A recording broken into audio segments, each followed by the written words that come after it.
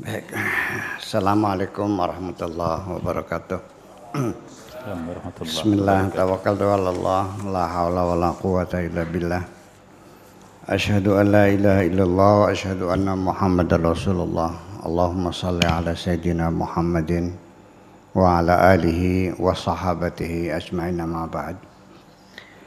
Kita lanjutkan malam ini surat An-Nisa ayat 114 ya, sampai 126. Sudah dibacanya udah ya, kemarin udah ya? Sudah? Iya. Bismillahirrahmanirrahim. Yattasilu hadha dars bid-darsi sabiq.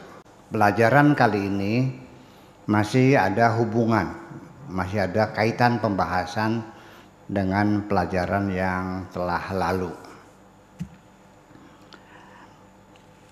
Bi'aktsara min silatin, lebih dari satu hubungan ya.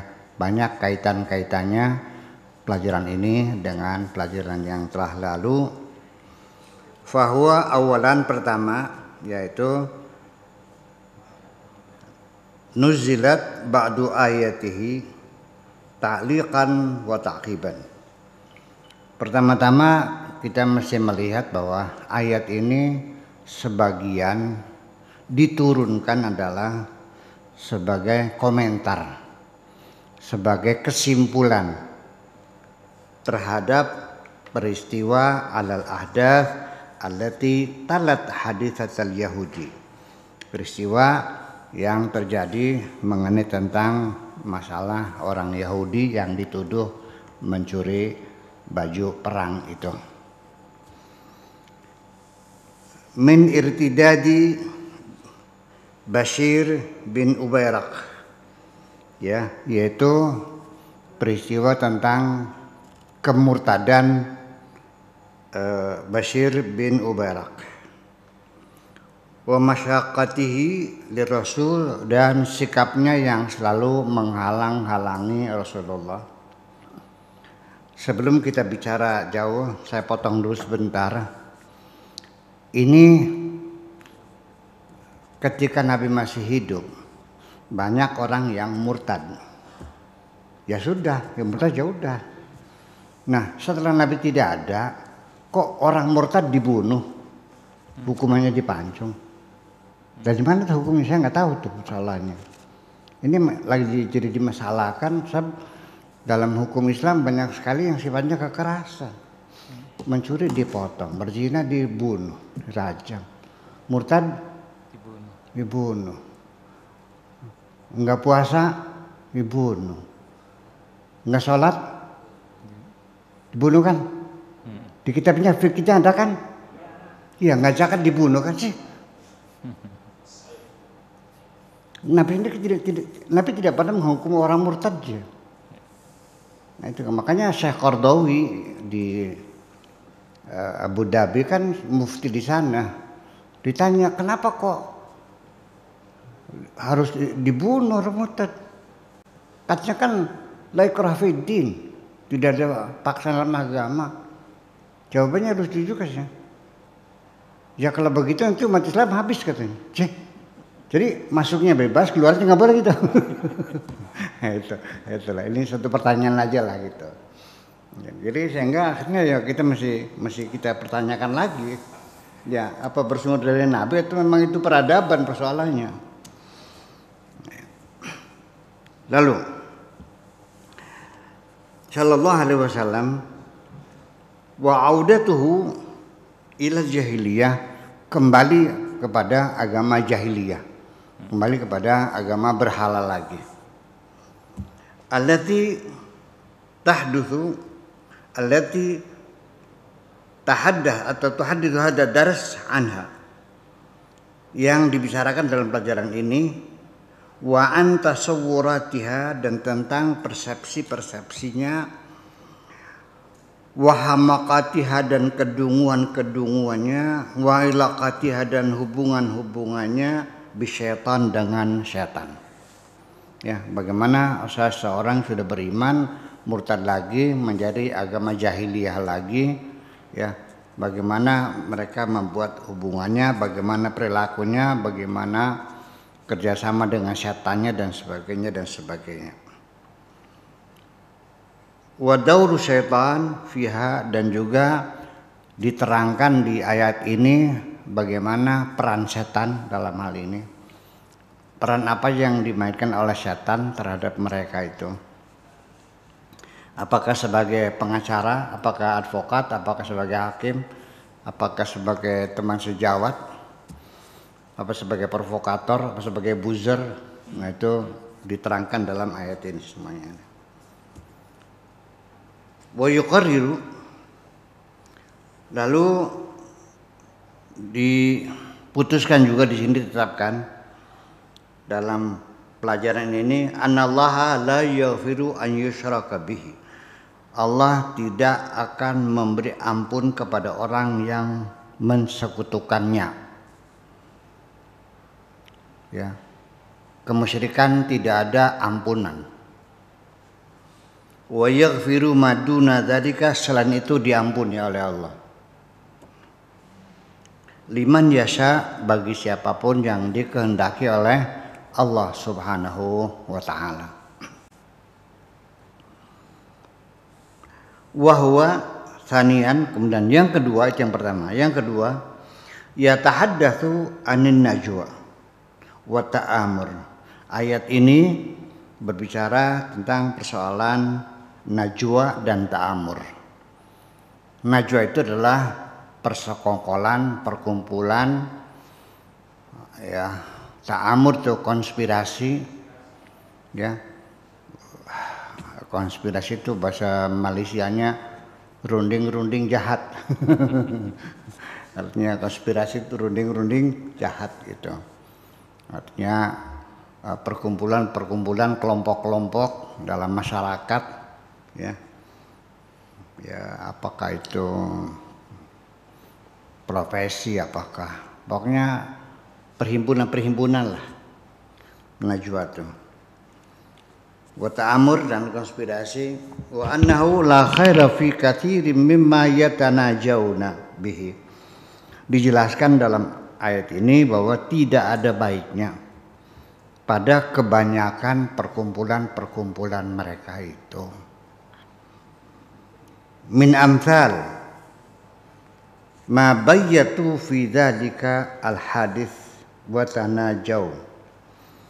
Seperti contoh-contohnya itu adalah apa yang mereka sembunyikan, yang mereka bicarakan secara tersembunyi internal.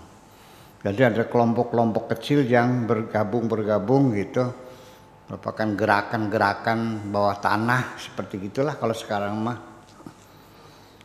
Ya. Yang mereka membahas tentang sesuatu yang sifatnya rahasia. Wa yatahaddadu atau wa yuhaddidu anwa'an najwa, dan juga di situ dijelaskan ayat ini tentang berbagai macam perkumpulan-perkumpulan allati yuhibbuha Allah, yang dicintai oleh Allah Subhanahu wa taala. Wa hiya at-tanaji fi fi'lil khairat, yaitu ya perkumpulan-perkumpulan yang visi dan misinya adalah untuk berbuat kebaikan, seperti perkumpulan yayasan yatim piatu, seperti perkumpulan apalagi kematian. Sampai sekarang kan masih ada begitu tuh, nasionalnya itu. Jadi patungan gitu, iuran tiap bulan berapa, 5.000 lah masing-masing. Nah, untuk siapa? Untuk mereka yang membeli kain kafan, biaya penguburan teman-teman yang mati. Itu bagus kan? Atau juga perkumpulan-perkumpulan yang sifatnya menggalang kekuatan-kekuatan masyarakat untuk kebaikan-kebaikan, mengantar anak yatim, kemudian juga untuk membantu orang fakir miskin, merehab rumah-rumah orang-orang jompo, banyak sekali. Nah, itu silakan, itu boleh, ya. tapi jangan konspiratif sifatnya gitu.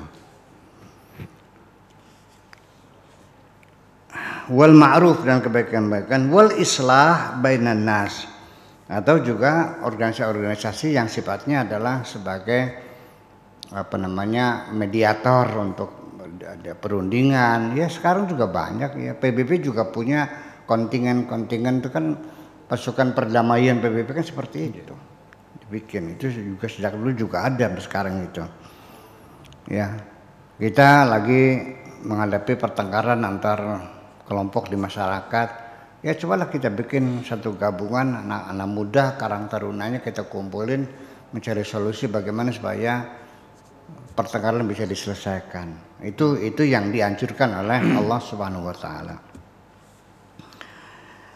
Wa yuqarriru jazaa hadan wajah wa tilka indallah. Ayat ini juga menetapkan imbalan bagi perhimpunan-perhimpunan yang itu, perhimpunan yang ini dijelaskan, yang ini dapat apa, yang perkumpulan kejahatan namanya mafia ya. Mafia ya, persekongkolan dan sebagainya. Wa akhiran yuqarriru al-qawaida al-adilah, dan akhirnya ayat ini menetapkan tentang kaidah-kaidah keadilan allati yujazi biha Allah, yang nantinya Allah menjanjikan akan memberikan imbalannya alal a'mal, atas perbuatan mereka, atas kerja mereka itu. Wanha laysat tabi'atan li ruqabati ahadin, bahwa itu semuanya tidak disebabkan karena adanya keinginan seseorang ya, minanas wa tamaniyatihim, dan harapan-harapan mereka. La amanil muslimin, bukan juga harapan orang muslim, wala amani ahli kitab, juga bukan harapan orang-orang ahli kitab. Innama hiya tarja'u ila adlillahi al-mutlaq, kembali kepada keadilan Allah yang sangat mutlak tadi. Wa ilal haqqi, dan kepada kebenaran, alladzi law ittaba'a ahwa'ahum, andaikan mengikuti hawa nafsu mereka, la fasadatis samawati wal ard, maka langit bumi pasti akan rusak. Fadarsu kulluhu, semuanya itu ini maudu'an wa tijahan, baik dari sisi objeknya, pokok bahasanya, atau juga latar belakangnya, semuanya itu mausulul asbab, yang berkaitan hukum, ada kausalita bidarsis sabiki, dengan pelajaran yang telah lalu, min hadhihi nahiyah, dari sisi ini. Cuma wa halaqatun min halaqatil manhaj at-tarbawi, dan itu juga merupakan salah satu halaqah dari pendidikan Islam ya, al-hakim, yang sangat bijaksana, fi i'dadi hadhil jamaat, untuk mempersiapkan kelompok-kelompok masyarakat Islam ini, litakunal ummah, untuk menjadi satu umat, satu bangsa, allati taqudul basyariyah, yang akan memimpin manusia ya, dididik sampai matang ya, bitafawuqiha tarbawi, dengan keunggulan di bidang pendidikan, watandimi, dan bidang organisasinya harus lebih unggul, intelektualitasnya lebih unggul. Bagaimana bisa mimpin kalau nggak unggul?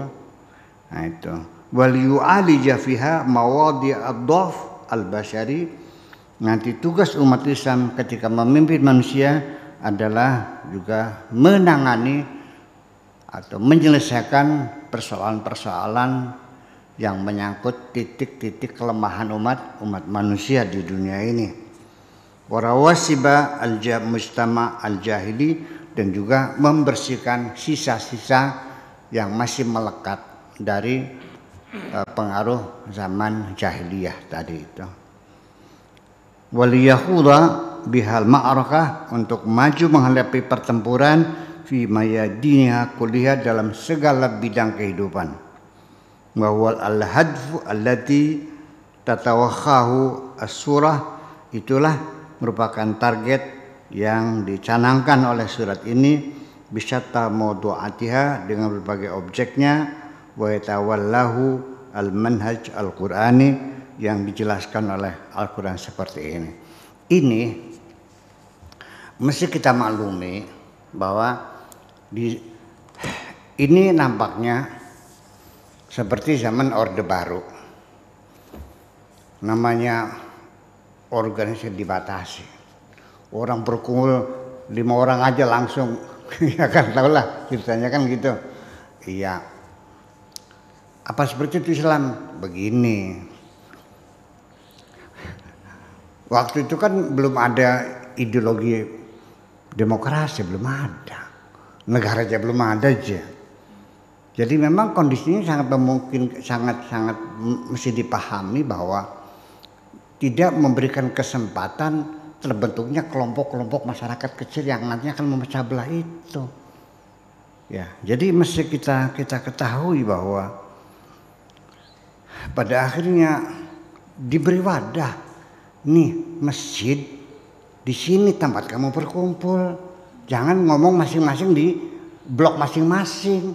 Jangan bikin perhimpunan-perhimpunan yang berbeda. Nah ini kan nanti pecah belah. Gitu. Ini zaman dulu kan ya harus jangan berpikir seperti sekarang ya. Ya.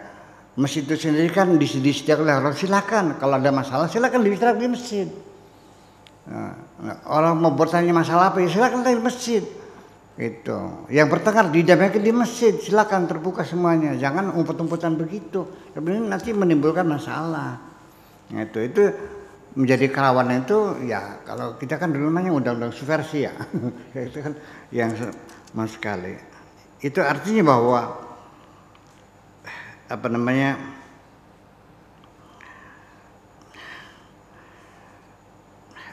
ini saya tambah cerita satu hal lagi biar supaya jelas nih. La khaira fi katsirin min najwahum illa man amara bi sadaqatin aw ma'rufin aw islahin bainan nasi wa man yaf'al dzalika ibtigha'a mardatillahi fasawfa nu'tihi ajran 'azima. Laqad takarrara fil Qur'an, berulang-ulang dalam Al-Qur'an dikatakan an-nahi 'anin najwa, larangan untuk perkumpulan-perkumpulan, untuk organisasi-organisasi yang tersembunyi itu semuanya. Wahia antajtami'a ta'ifatun, ada sekelompok, yaitu najwa itu adalah satu kelompok orang yang berkumpul di situ perkumpulan, ba'idan an jama'atil muslimah, yang jauh dari jamaah muslimah semuanya itu, wa anil qiyadatil muslimah, dan juga dari pemerintahan pimpinan umat Islam, litubayyita amran, untuk membahas secara tersembunyi suatu persoalan. Wa kana ittijahu tarbawiyah dan al-islamiyah, di mana arahan dari pendidikan Islam sendiri, buat tijah tanzimul islami, dan juga arahan dari struktur organisasi kemasyarakat Islam sendiri, kadzalika an ya'tiya kullu insan bi muskilatihi, silakan orang punya muskilah datang sendiri, au bimaudu'ihi, atau dengan masalahnya apa, wa yuriduhu ada nabi, langsung datang menghadap Nabi, silakan bertanya, Rasul bagaimana begini, nanti Rasul langsung memutuskannya sallallahu alaihi wasallam. Masyaratan ingkana amran saksian, secara tersembunyi boleh, pribadi nanti dijawabnya la yuridu an yusyai'a an syai', tidak boleh disyairkan, maka nanti akan dipanggil masuk kamar khusus, dibicarakan masalahnya apa pribadi dan sebagainya. Kemudian musa'alatan 'ala niyatan, atau pertanyaan yang terekspos secara umum di masyarakat, kalau sini pakai koran gitu. Ingkana minal mawdu'at dzati as-sibghah al-'ammah, ketika persoalannya menyangkut persoalan umum, kepentingan masyarakat tentang aturan dan undang-undang. Kalau sekarang ya perda dan sebagainya. Allati laysat min khususiyati ada syakhs, yang bukan menjadi urusan pribadi seseorang. Ya silakan dibuka. Ada masalah umum ya dibuka. Khususnya nanti ada forumnya masing-masing itu semuanya. Wal hikmatu fi hadhil khittah, hikmah daripada perencanaan semacam ini huwa alla tatakawwana juyub, supaya jangan menjadi kantong-kantong, kelompok-kelompok yang punya kekuatan-kekuatan yang terpisah-pisah. Makanya dalam fatwa fikih sendiri tidak boleh satu kampung ada 2 masjid tuh. Ini persoalannya begitu. Kita paham. Nanti bertengkar soalnya, bermusuhan. Ya kalau sekarang ceritanya lain lagi. Ya iya. Jadi fikih itu kan kondisional. Ya sekarang bagaimana, tidak boleh udah masjid yang ada nggak muat, mau diperlebar, kadang kiri rumahnya sudah bangunan di atas 20 tingkat, ngaco lagi. Ya termasuk juga ya gitu, termasuk persyaratannya Jumat itu harus muatin dengan pendudukan. Kalau salat Jumat di sekolah boleh nggak? Dulu kan tidak terpikir bahwa sholat sebagai pendidikan. Sekarang kan SMA, SMP kan ada musholanya untuk mendidik anak-anak supaya sholat Jumat bersama-sama, kan gitu. Kalau kita pakai fikih yang kesel sholatnya dong, gimana lagi? Kalau pakai kita takrim bang, betul nggak? Nah itu semacam itu ya. Oke. Kemudian fil jamaatil muslimah wala tanazila majmu'at minha bitasawwur, ya. Jangan sampai ada sempalan-sempalan, pemisahan-pemisahan, separatisme dari kelompok-kelompok Islam, ya, berdasarkan persepsi yang berbeda nantinya itu. Ya sekarang kan apa yang terjadi sekarang? Islam tidak satu kok. Iya kan? Saling mencurigakan satu dengan yang lain. Saling bermusuhan kan? Saling menyalahkan kan? Ya itulah seperti itu. Itu yang terjadi. Ya terus gimana? Tapi saya tidak menyalahkan, ini fakta saja seperti itu. Au bi afkar, atau dengan pemikiran-pikirannya. Wa tijahatiha, kelompok pemikirannya beda. Visi dan misinya berbeda, tujuannya berbeda. Itu agamanya Islam juga sih. Wala tubayyida majmu'atun minal jama'at al-muslimah amran bilailin. Jangan sampai nanti ada kelompok Islam mengambil keputusan di suatu malam hari, ya, wa tawajjah bihi al-jama'ah amran muqarraran min qabl. Kemudian berhadapan dengan kelompok yang lain. Au tukhfihi an jama'ati, atau juga ada persoalan yang disembunyikan. Kelompok lain nggak boleh tahu, ini eksklusif, ini informasi rahasia. Akhirnya kan terpecah-pecah semacam itu. Itu yang dimaksudkan dengan la khaira fi katsirin min najwahum, itu seperti itu. Gitu. Tapi kalau sekarang zaman demokrasi ya nggak boleh dong. Orang sekarang punya kebebasan, hak untuk berkumpul, hak untuk berpendapat, hak untuk berekspresi, ya kan? Ceritanya lain lagi, gitu. Naqabl atau takhfi min jama'ati wa tastakhfi an ayunihim, supaya tidak terlihat oleh mereka. Wa in kanat la takhtafi bihi anillah wa huwa ma'hum, sekalipun demikian tetap saja tidak ada yang tersembunyi di sisi Allah. Allah selalu mengetahui. Idz yubayyituna ma la yarda minal qawli, ketika mereka menyembunyikan apa yang mereka katakan itu. Jadi pada akhirnya bahwa masjid pada akhirnya dijelaskan di sini, pertemuan adalah di masjid tempatnya. Karena masjid itu sebagai tempat gedung serbaguna. Iya. Ya. Kita tuliskan sedikit lagi supaya nanti nyambung. Wa hadzal mawdu' tempat ini ahadul mawadi allati warada fiha hadzal nahi anin tanaji. Masalah tanaji, masalah kelompok-kelompok kecil dalam masyarakat yang dibangun oleh mereka secara eksklusif, Ini yang dicegah adalah watabit, lalu menyembunyikan urusan mereka sendiri secara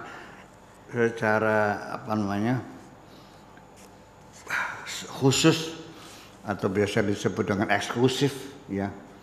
Orang lain nggak boleh tahu. Jamaah al-muslimah wa qiyadatiha, dan pimpinannya. Walaqad kanal masjidu huwa nadwatul jama'atil muslimah. Padahal masjid itu adalah gedung serbaguna untuk umat Islam. Silakan di masjid bicarakannya. Nah, itu. Inilah tatalaqa fihi wa tatajamma'u di salat. Di situ berkumpul, bertemu, bertegur sapa, salat Jumat dan sebagainya. Boleh su'unil hayat, urusan kehidupan dunia dibicarakan di masjid. Nah, sekarang masjid apa bilangnya? Ini kitab-kitab fikihnya. Barang siapa mengobrol bicara tentang dunia di masjid, maka ibadahnya 40 tahun nggak diterima. Betul nggak? Syekh, ini bagaimana jadi begini? Ini persoalannya kita ya hak ya kita untuk menggugat kembali. Ada pergeseran yang tidak menguntungkan bagi kita semuanya. Jadi akhirnya ya seperti itulah, bahwa ternyata persepsi kita sudah berubah semuanya. Ini adalah kitabnya Said Qutb yang disebut Dedengkotnya Ikhwanul Muslimin, yang sangat memuliakan masjid, mensakralkan masjid. Sini kita mengatakan nadwah kok, gedung serbaguna. Silakan dibicarakan urusan dunia, masalah kontrak perdagangan, masalah perjanjian, tetapi ada kemajuan sedikit. Sekarang sudah banyak umat Islam menggunakan masjid untuk ijab qabul akad nikah, ya. Nah, itu berarti sudah ada kemajuan. Itulah yang sabar aja deh, Pak. Ya, kita kembalikan masjid seperti zaman Nabi lagi sebagai tempat pertemuan umat Islam. Terima kasih. Assalamualaikum warahmatullahi wabarakatuh.